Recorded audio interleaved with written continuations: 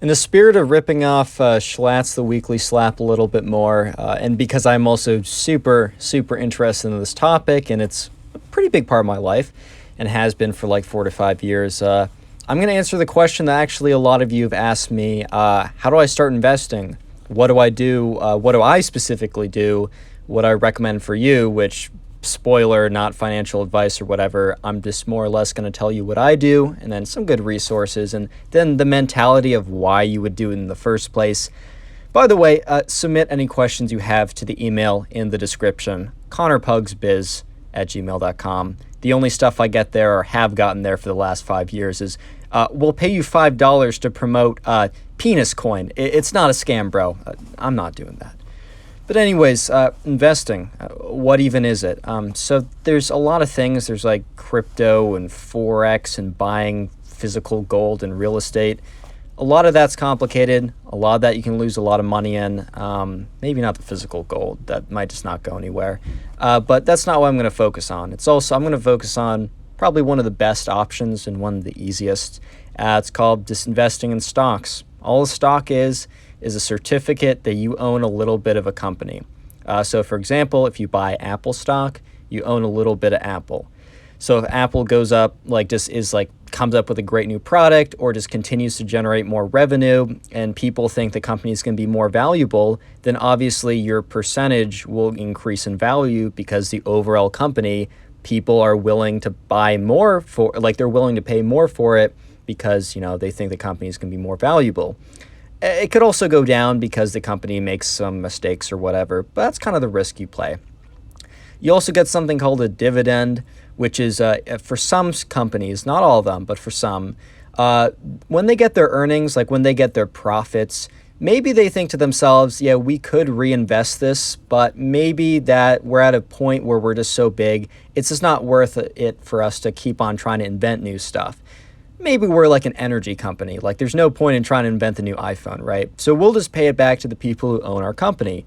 So if you own a stock that has a dividend, you basically get paid a small, but I mean, the more stock you have, the bigger that is, but you get paid money to own the stock. If you don't sell the stock, once you buy it, you will be paid on a somewhat annual basis for a lot of these companies, which I think is awesome. And honestly, that's how a lot of people retire. And it can be a pretty once you get a lot of money invested, it can be a pretty good source of income and a pretty stable one. However, it's not super ideal in my opinion, and it's not the best idea for the average person to go in investing in individual stocks. I used to do that a lot because I liked spending a lot of time looking into it. But if I'm being honest, I think my time would have been better putting it in something called an index fund. And I'm currently shifting over my allocation, or AKA how much of my money is in individual stocks, and trying to put it, almost all of it, into index funds. So what's an index fund?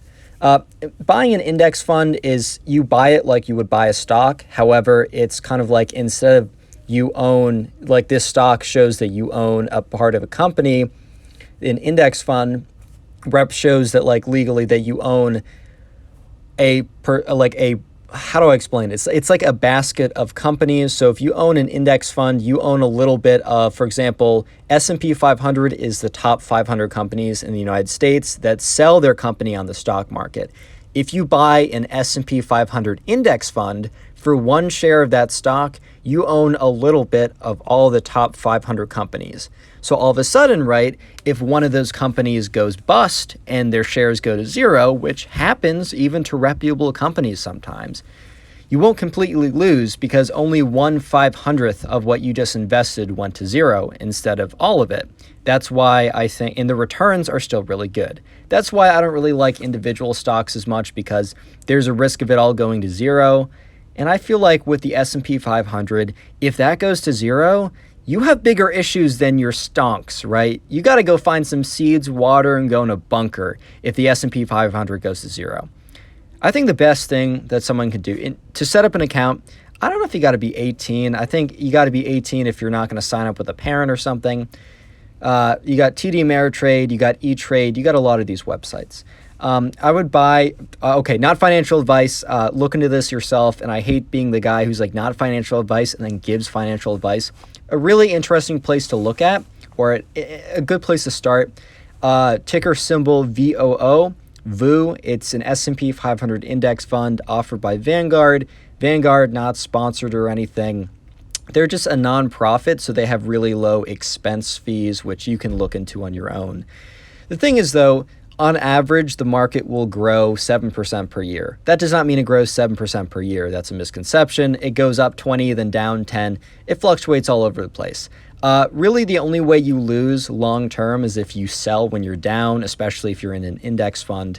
So probably one of the best things you can do. And look, and if you invest early, that's so much better because look, once you get to algebra 2 and you learn like Euler's constant and you learn about compounding interest, then you will realize how powerful those beginning years will be. The difference between investing when you're 20 versus 30 could be 100% when you're pulling this out when you're 60 or 70, right? And you don't even have to pull it out when you're 60 or 70. You could invest your spare money that you made over the summer for your teenage years and then pull it out when you're 35 or when you're 30 and have like a 200, 300% return on that. Instead of it being eaten away by inflation, which is going pretty crazy right now, dude. It's not looking nice. Obviously, right? The thing is I also want to say is if you have $50 to your name, and you don't know if you're going to be able to pay rent, don't put it into the stock market. When you put money into the stock market, it has to be money that you have to be prepared not to touch it for like years. You can, it's liquid, like you can pull it out whenever you want, except on the weekends, right? You can, but in theory, try not to do that. And also, if you need to spend it on food or like better education, do that first. If you can, the first thing you want to do with your money, besides like food and emergency fund and shelter and all that, is try and find a way to get yourself a skill or a talent that will get you a considerable income. And then when you have an income, you can then start investing part of that, and that's how you really grow your wealth. If you just have a little bit of money, invest in yourself through learning some kind of skill or going to school or something like that before investing. Look, I'm 19, I'm a freshman in college, what do I know? But that's what I've been doing. And I made a pretty decent amount off of YouTube, and I hope I will continue to. And the goal for me is to I plowed 98% of that into the stock market. I'm trying to go as much as I can. I'm really trying to run this YouTube thing as long as possible because it would be really nice and it would be incredibly cool and very grateful for what I have already. But a possibility of, having enough in the stock market that the dividend income, meaning the payment I get for literally just owning the stocks, would be enough to allow me to have an immense amount of freedom in what I choose with my life, as well as provide for my family in the future. As you've seen in my previous videos, I think that's pretty cool. Oops, looks like my gameplay ran out, so that's the end of the episode.